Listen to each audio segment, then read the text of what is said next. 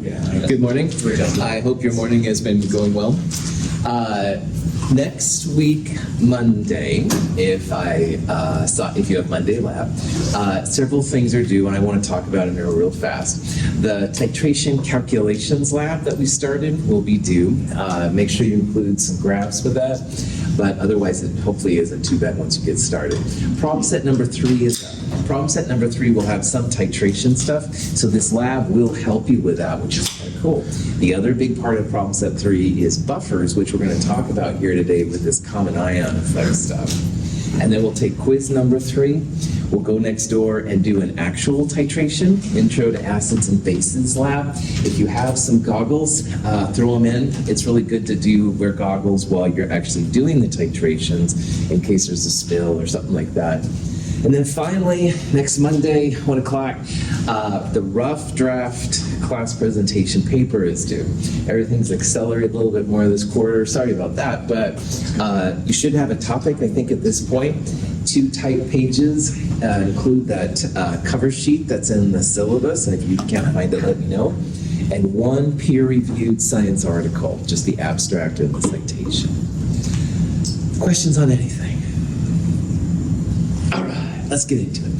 So this chapter, acids and bases together, all right? Last chapter, we looked at equations like this one right here, which was the pH for a weak base by itself. And in the last chapter, we talked about how if 100 times K is less than C, i.e. 100 times this number, which is 10 to the minus 3, is less than this number, the concentration, which is 10 to the minus 1, which it is here, then you can absolutely use this, and it saves you a lot of time. So at the end on Monday, we went through this calculation. We set up an ICE table on the previous slide, X and X for hydroxide and the conjugate acid. The base minus X equals KB, which would be a quadratic. The quadratics are time consuming. So if you can ignore that little minus X, then you're left with Kb times Cb, the concentration times the equilibrium constant equals x squared, and x, which again is the hydroxide, 0.0021. pOH would be minus log of this number, 2.67, and then pH plus pOH equals 14, so solving for pH 11.33, and that's cool. But one-stop shopping, woohoo! 14 plus log square root Kb times Cb does all of this in one step. pH is going to be the big thing we're after. So there's nothing wrong with doing the quadratic, solving for hydroxide, or doing the abbreviation, solving for hydroxide, pOH, pH, but this is just kind of nice to do. And in this section, 100 times K will be less than C. We don't have to worry about it in problem set 3/chapter 14, part 2. Finally, this is a basic solution, NH3. You don't remember ammonia? I understand, I can't remember what I had for breakfast this morning, but it has a KB associated with it, and B stands for base. Bases are if pH is greater than 7.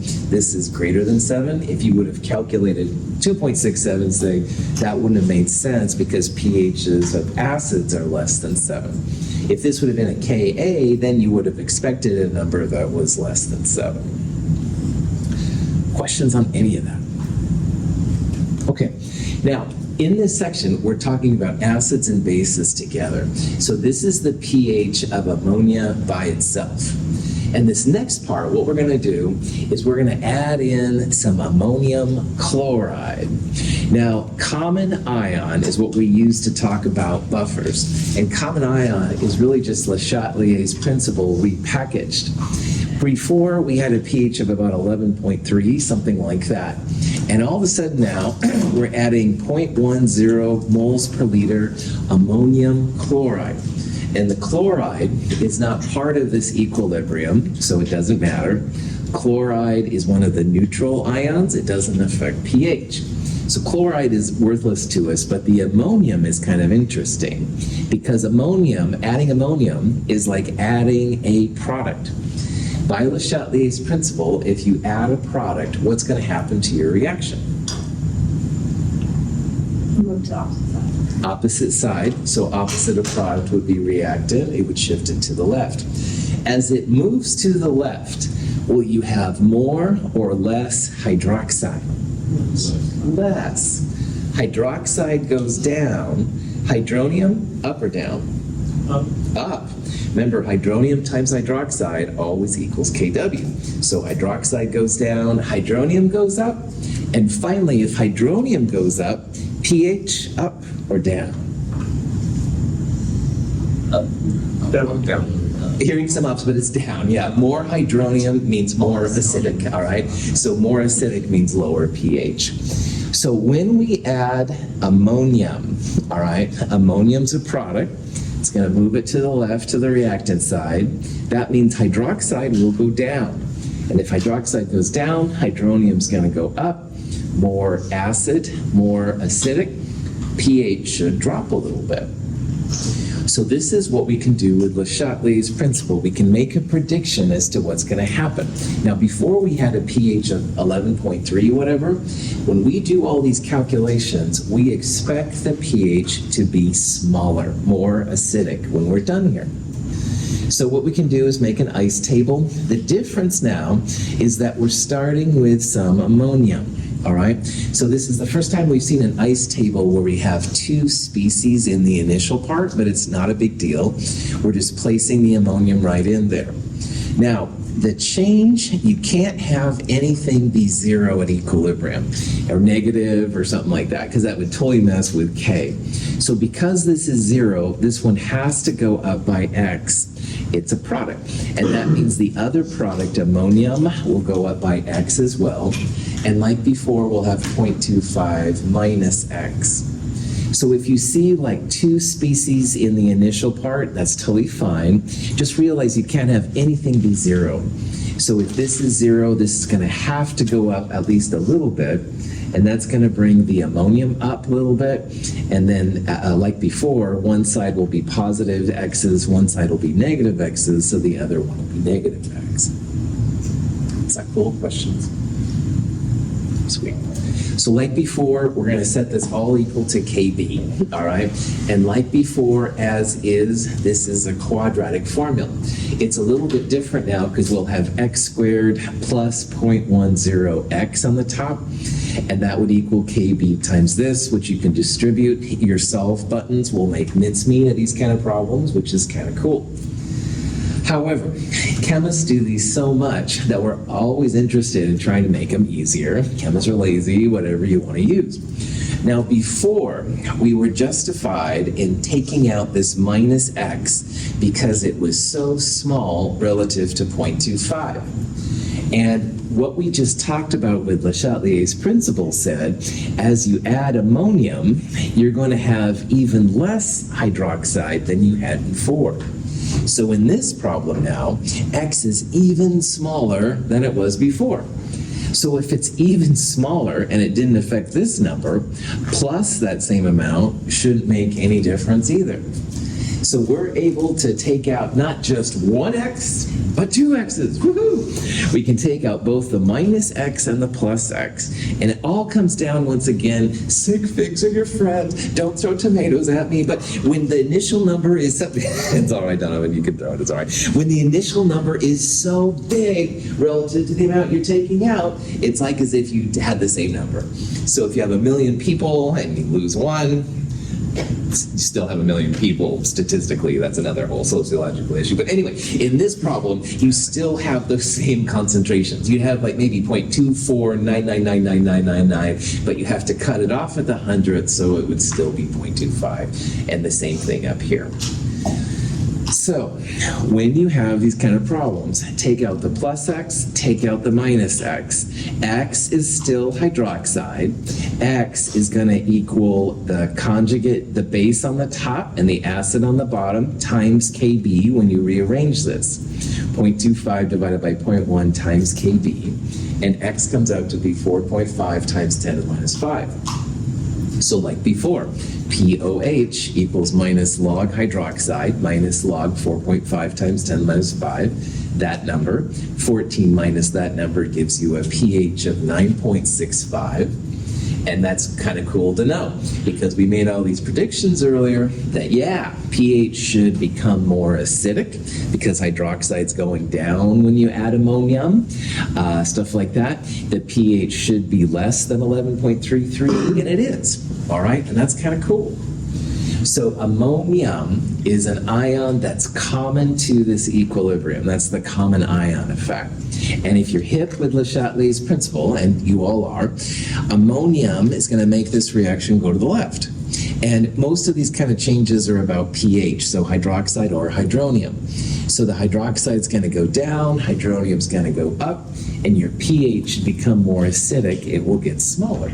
So that's the idea behind a common ion.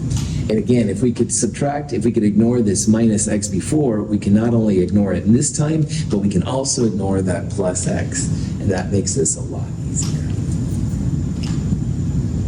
Okay, so a buffer is a mixture of a weak acid and its conjugate base, or a weak base and its conjugate acid.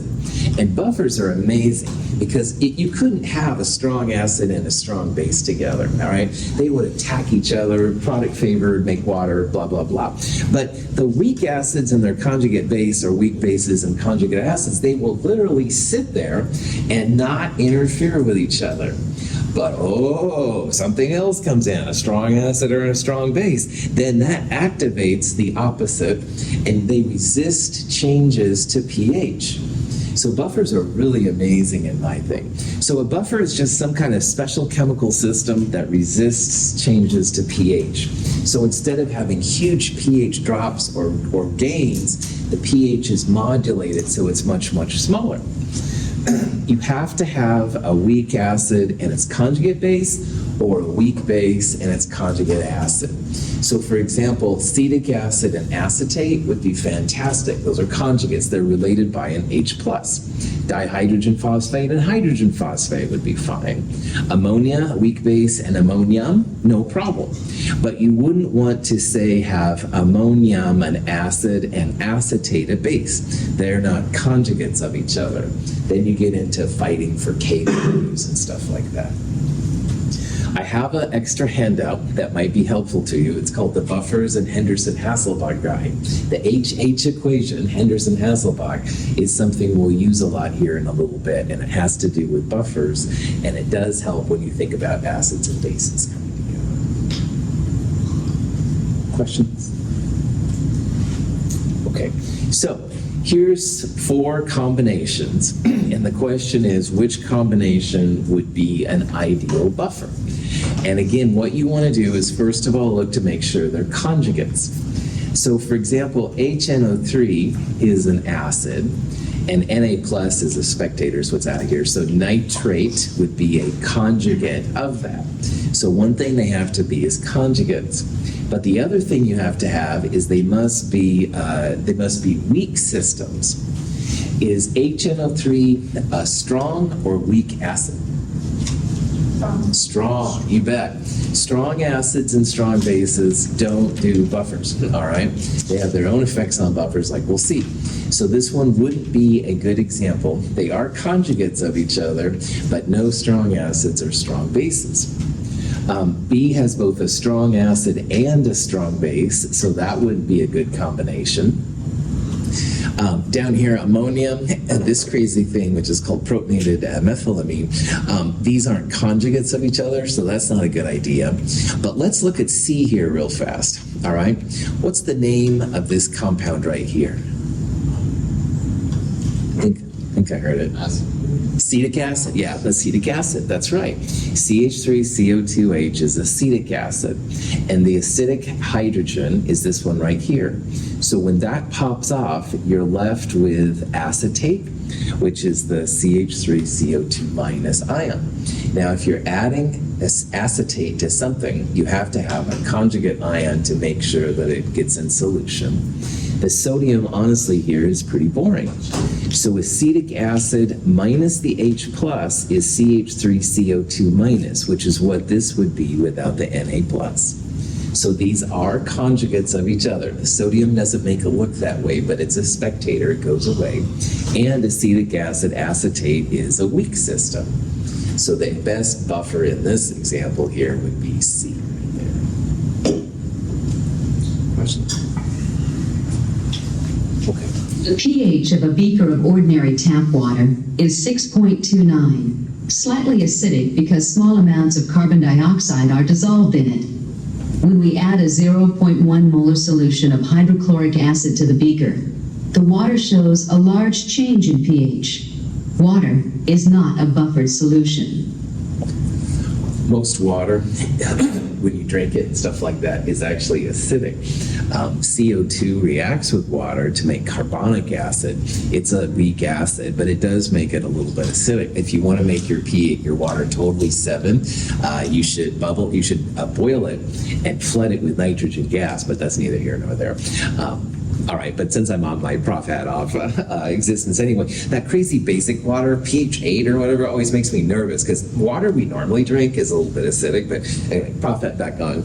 I'll let you think about that philosophically. Anyway, normal water, you add any kind of acid to it, no buffer system, all right? So this water, they added some HCl. It went from 6.2 or whatever to 1.8, all right? Now remember that 6 to 2 or so, those are powers of 10. So that's a lot of H plus that was added in, and buffers, and there was no buffer here, so it went down by quite a bit. Now down here, we have a true buffer system. It's close to water's initial pH up here. It's closer to 7, truthfully. And watch when the same amount of HCl, the same concentration, is added to the buffer. In the beaker is a mixture of dissolved dihydrogen phosphate ion and its conjugate base, hydrogen phosphate ion. The solution has a pH of 6.92. We add 10 milliliters of a 0.1 molar solution of hydrochloric acid, which causes only a small decrease in pH to 6.72. The solution is said to be buffered by the conjugate pair. This phosphate buffer system is found in the kidneys and helps to regulate blood pH. So up here, pure water jumped from 6.3 or so to 1.8, and that's a pretty healthy change in acidity right there. The same amount of acid added to a buffer at almost the initial same pH went from 6.92 to 6.72, so a much smaller change. This was 4 powers of 10 or so, and this was even less than 1 power of 10. So buffers are really good for our bodies, and they said that this is the one in our kidneys. Dihydrogen phosphate and hydrogen phosphate are conjugates. All right, you take away an H plus here, you make this one. Add an H plus here, you make that one. And these two will go back and forth, making things so it makes it more stable. So the understanding of buffer is really cool. Our bodies really don't want strong acids and strong bases in them. So the buffers help to kind of take care of it and stuff if they happen. This carbonic acid thing, which is what I was babbling about with the basic water thing that's for sale right now, is amazing. But anyway, all water has a little bit of carbonic acid in it, which is H2CO3. And CO2 in the atmosphere goes into the water a little bit and makes carbonic acid. And it's reactant favored. There's not a ton, but there is a little bit. And our bodies do this too. And those of you in biology and stuff probably know a lot more about this than I do. But yeah, if you exhale CO2, that's like taking out some of the potential acid of our blood, so it will raise the pH, but of course you have to have some. And it's a pretty elaborate kind of system that goes back and forth. This is just one type of buffer in our bodies too. The kidneys have that dihydrogen phosphate, hydrogen phosphate thing going on, which is pretty cool. So yeah, so buffers, cool. All right. Let's consider acetic acid and acetate now as a buffer system. All right. Now, the acid is acetic acid, which is abbreviated HOAC a lot. Acetate is abbreviated OHC minus.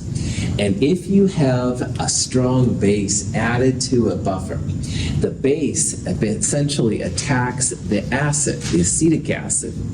So if you have a buffer and you blast it out with base, the weak acid then kind of activates. Now, acetate has a KB associated with it. You can look it up in the table.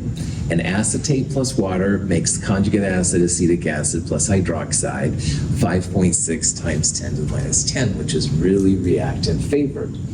But in this problem, if we want to know how a strong base attacks a weak acid or a weak acid attacks a strong base, if you flip this reaction around, so reactants become products and products become reactants, you get the equation where acetic acid reacts with a base, strong base, sodium hydroxide, to make conjugate base acetate plus water.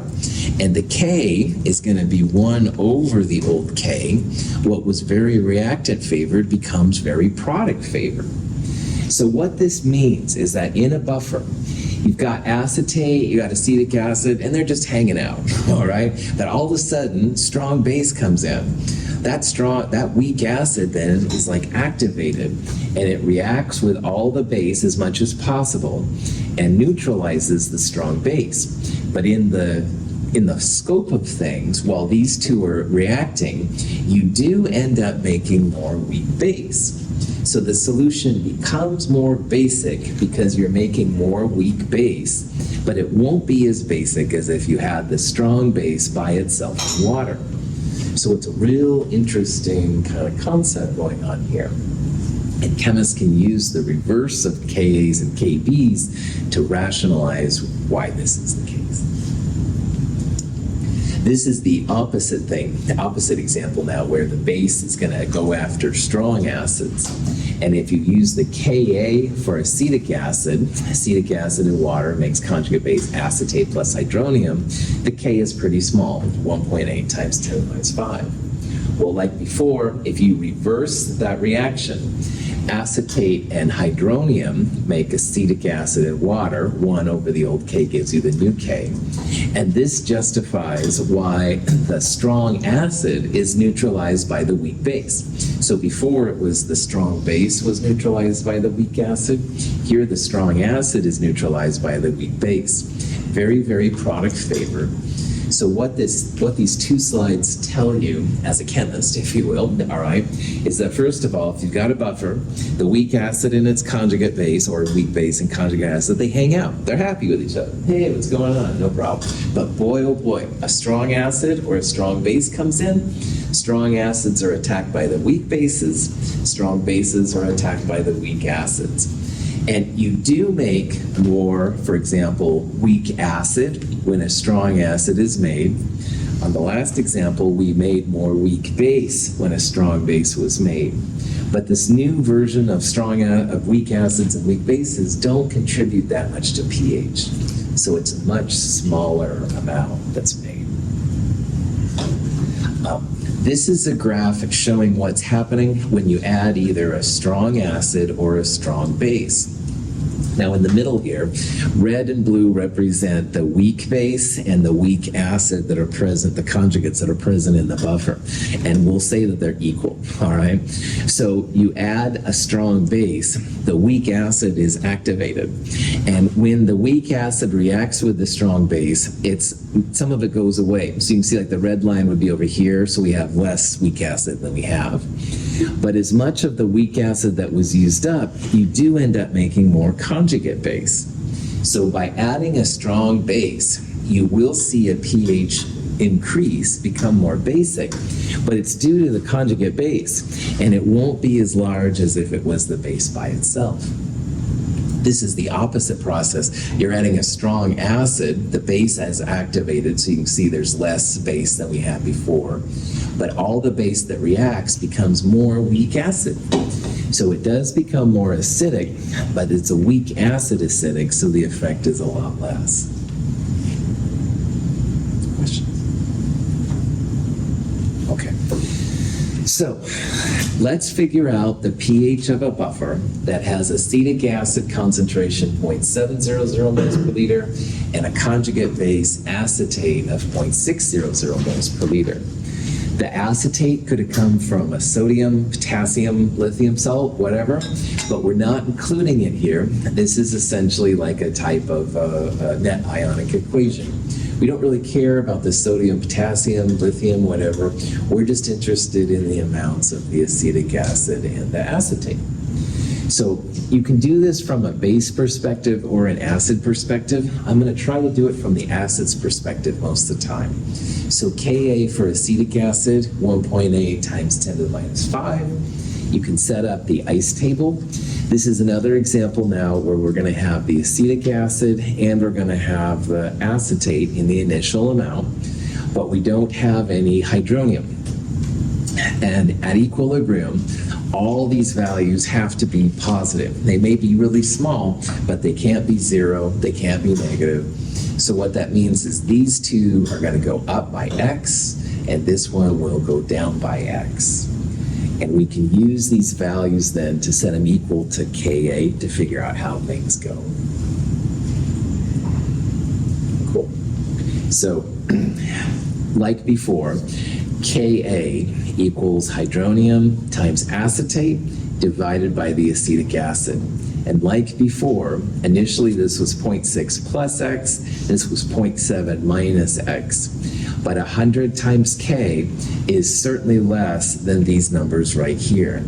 So let's pull both of those annoying x's out, both this minus x and the plus x. And you then have this expression, which is hydronium times the conjugate base divided by the weak acid equals Ka.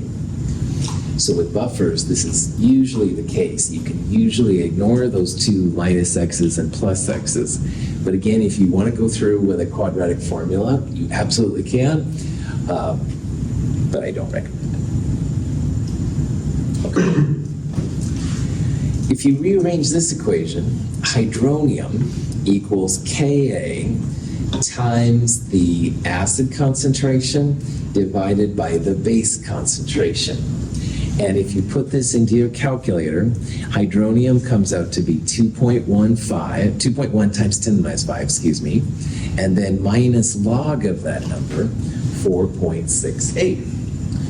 And if you think about this long enough, you have more acid than you have base, so it makes sense that the pH would be a little bit acidic. It's not going to be super acidic, but it's not too bad. Yeah. I have a question with the ice table. When it was like just when you had the starting value and the other two were 0, I understood where to put the minus x. But when it's 2 starting values, I don't know where to put the x.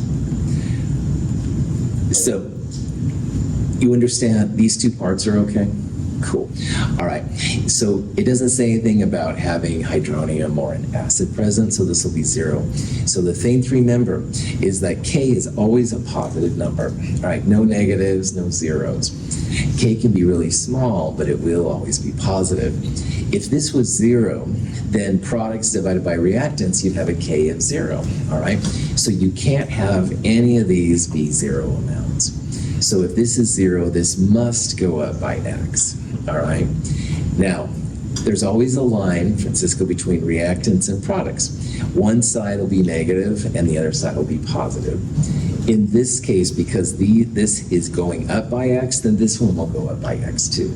Okay. And this one will go down. Now, once in a while, you'll see the opposite. Well, this will be plus and this will be minus, but they're both going to do the same thing and stuff. So it just takes a little bit of practice. And I'm also going to show you the Henderson-Hasselbalch equation here pretty soon, and you won't have to worry about it either. So, anytime.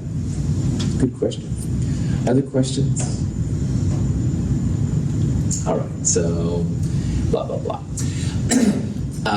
Buffers are really important for human bodies, for biologists, for chemists, biochemists, basically everybody.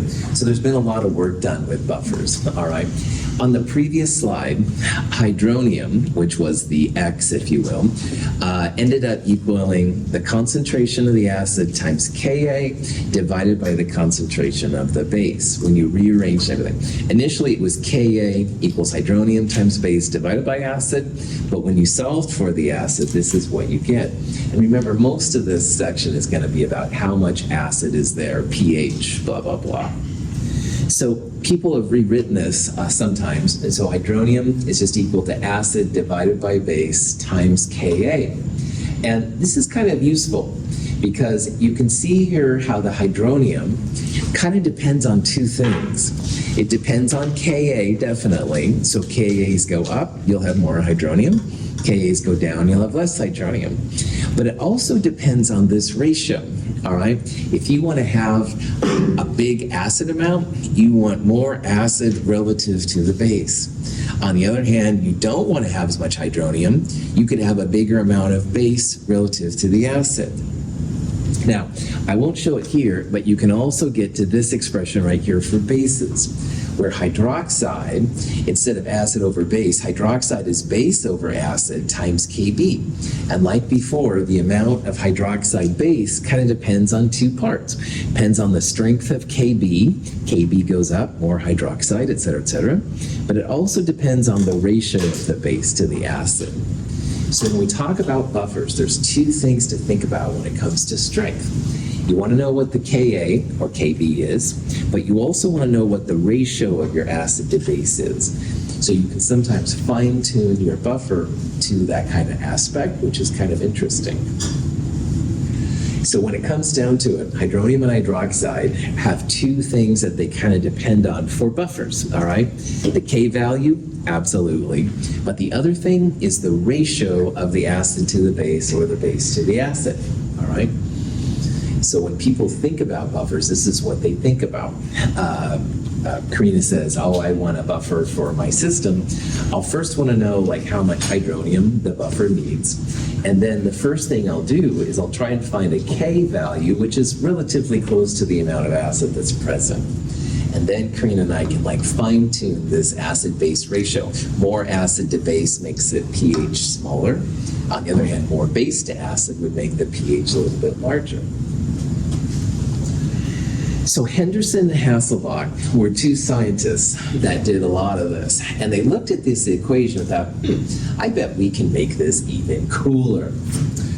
Yeah, cool is a relative expression, I know. So what they did is they took the minus log of both sides, all right? Well, minus log of hydronium is pH. And minus log of this thing, you can break up into two pieces. And this is one of the things that people like about logs. So what they did is they had minus log acid over base plus minus log Ka. And like we saw in problem set 2, minus log Ka is pKa. And nobody seems to like negatives for whatever reason. So if in logarithms as well, if you have something negative, you can flip numerator and denominator and make it positive.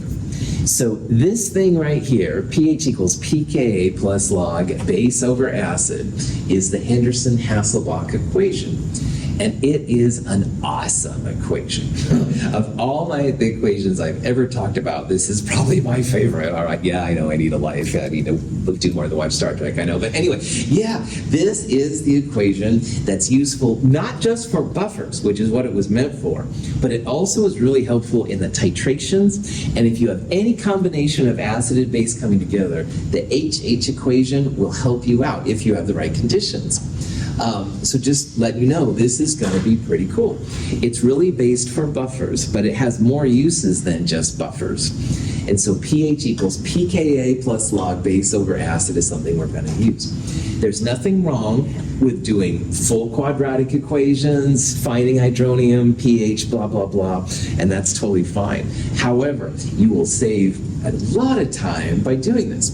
Now, when I was first teaching here, one of the chemists who's no longer here said, oh, real chemists don't use the Henderson-Hasselbalch equation. And I was like, because I will argue why HH equation is really cool, all right? But that being said, you can always go back and do quadratics and not make abbreviations and stuff. But man, if you use buffers, this is the way to go.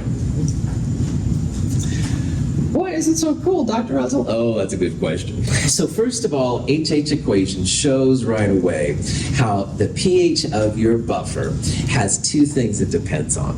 The pKa and the ratio of the base over acid, all right? And the ratio is a really fascinating part about HH because right now it's listed as moles per liter over moles per liter. But buffers are always one pot, one container, one volume. So it really isn't molarity over molarity, it's moles over moles. So one thing that HH is really cool about is that you can use moles over moles or molarity over molarity. But there's more.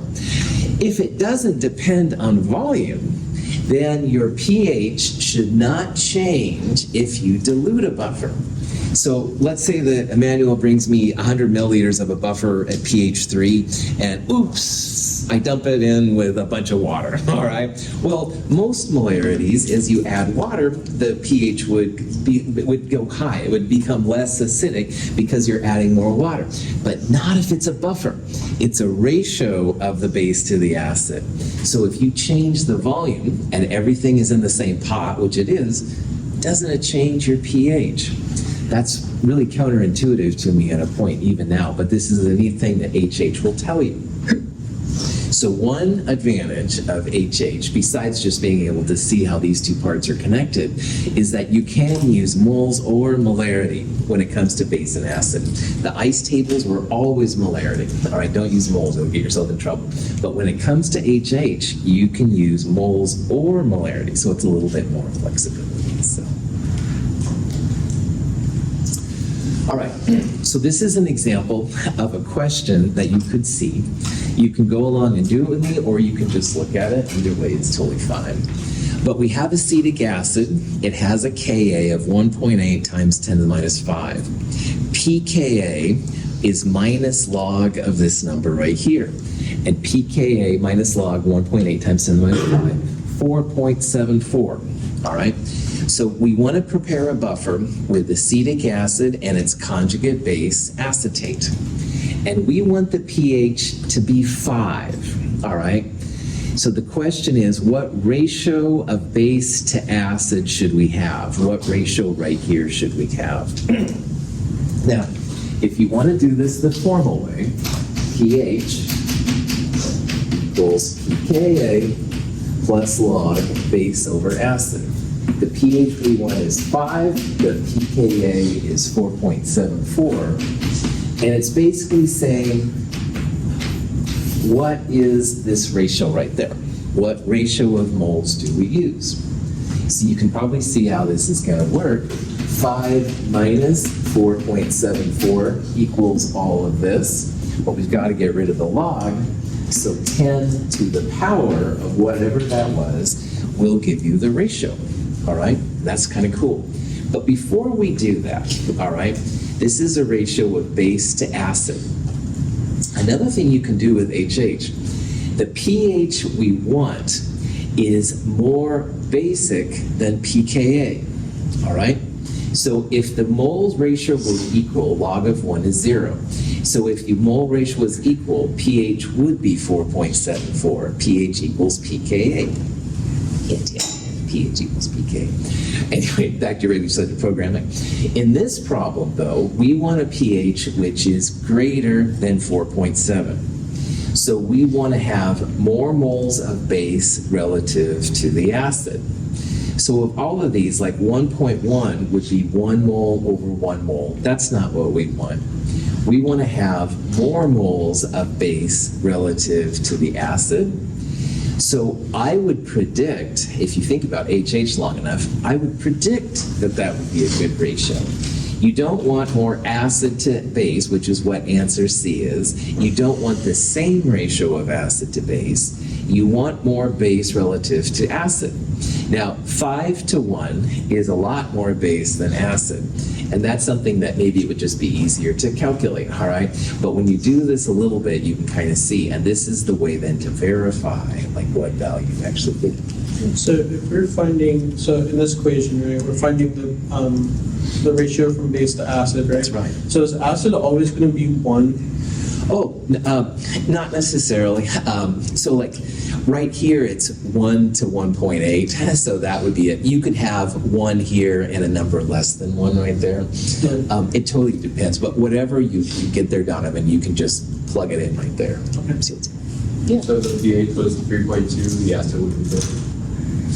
Yes, that's right. Excellent, Francisco. His question was really good. If the pH we wanted here was 3.2, that is more acidic than the pKa value. Yeah, so you'd want to have more acid relative to the base. Well done.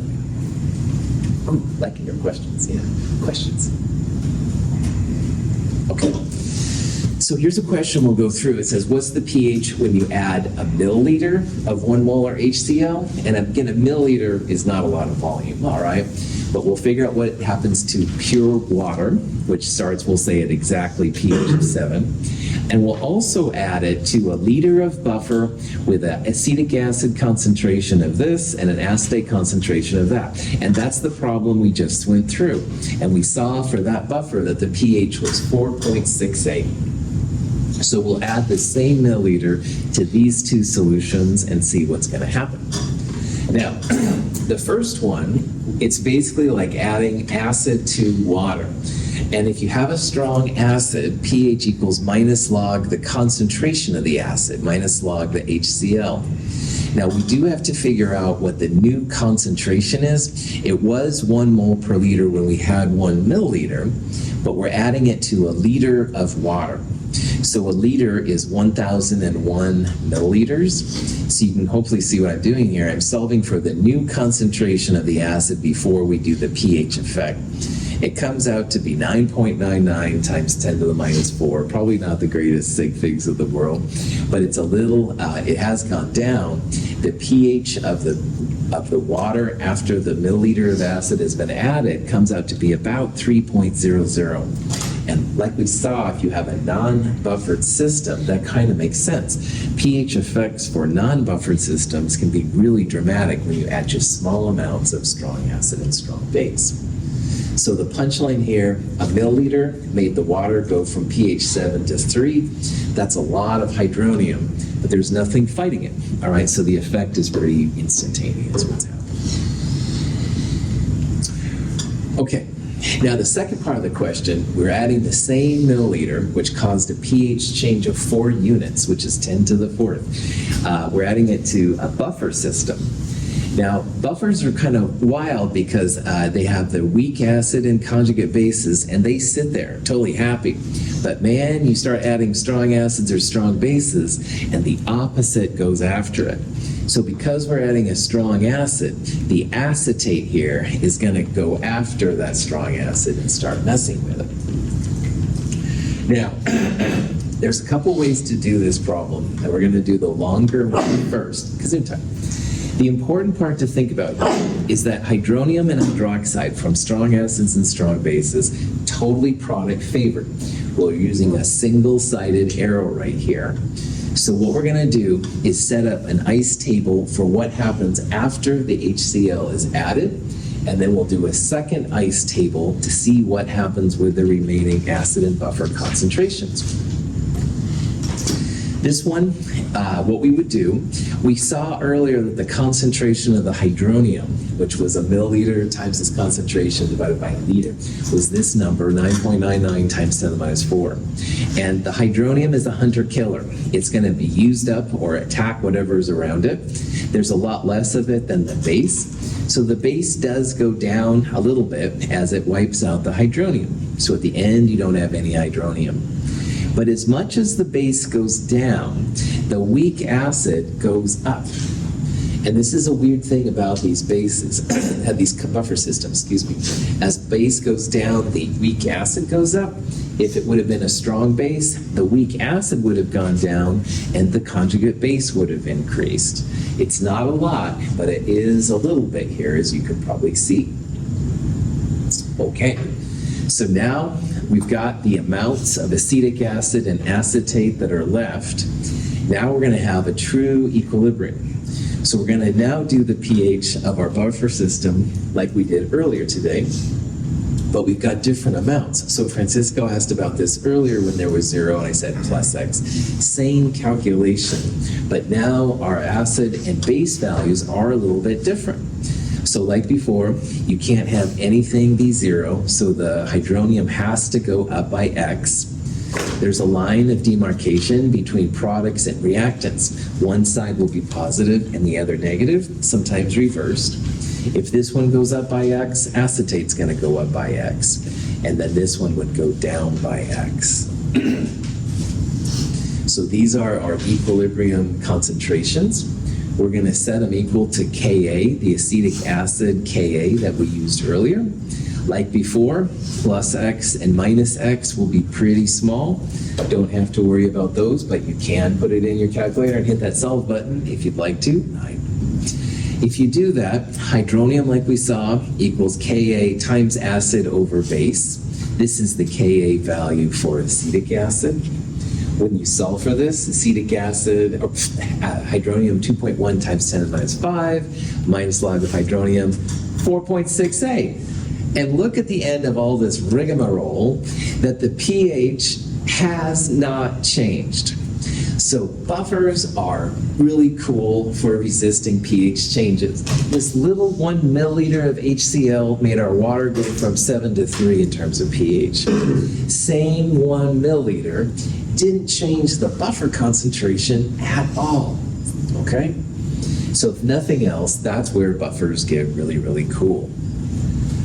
But OMG, what we just went through is what I'll call double ice.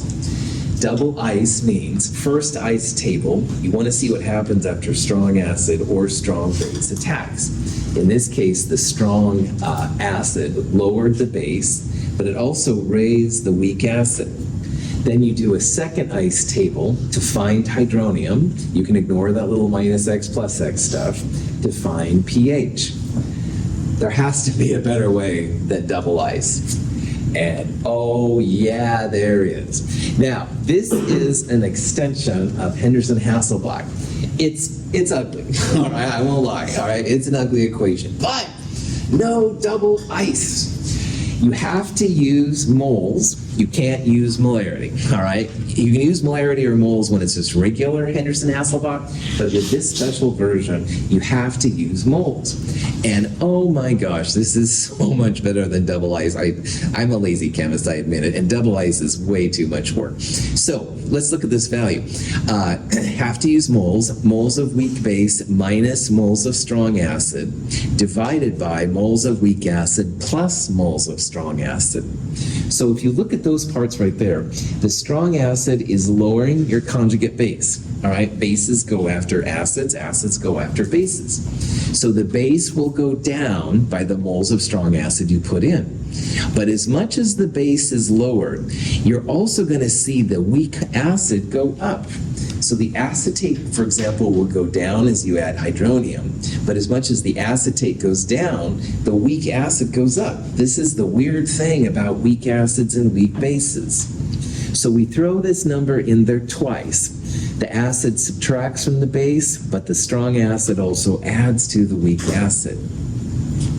And if you do that, throw in all the calculations, 4.67. Now, we got 4.68 by the double ice version. It's very, very close, and honestly, for most of the time, this is all chemists need. But this is why my ex-colleague, all right, I'm in therapy, I'm good to go. No, seriously, this is why my colleague said real chemists don't use Henderson-Hasselbalch. Well, you go ahead and have a good time with your logarithm tables and stuff, but I will use HH, and I encourage you to do that too. Yeah. How's this from the equation derived? Cool. So you have pH equals pK plus log base over acid, and initially it's moles per liter or moles. Use the moles here. All right, if you use molarity, it's a whole nother thing. But if you do that, you're just figuring out how many moles of base are left over after adding the strong acid. And this one will go down by the same amount that this one goes up. It's not too bad to figure out and stuff like that. Okay. But Emmanuel, definitely make sure you use moles here. Don't use moles per liter, because then you have to figure out, then you have to do M1 V1 over V2 all the time, and then you might as well do double ice, to be honest. Cool. Okay, so Henderson-Hasselbalch regular version, pH equals pK plus log base over acid. It's cool because A, it shows you how pH and pKa are kind of related, they're important. B, it shows you though how the acid amount, the pH, depends on not only pKa but also the ratio of base over acid. And now number 3, believe it or not, this equation and the corresponding one with strong bases there, super helpful. You don't have to do double ice. Now, if you want to do double ice, go for it. That's fine. I have no problems. But, oh man, this is a lot more useful to it. these two equations are really similar. This one, we're adding a strong acid. Acids lower the base, but as the base is lowered, the acid also will add to the mole acids. If you had 1 mole of strong acid and 10 moles of conjugate base, you'd have 10 minus 1, 9. But that 1 mole of conjugate base that went away has now become more weak acid. So if you had 10 moles of weak acid, you'd add a mole. The amount that this one goes down is how much this one goes up. That's what happens with these weak systems. This is the same idea, but now with a base.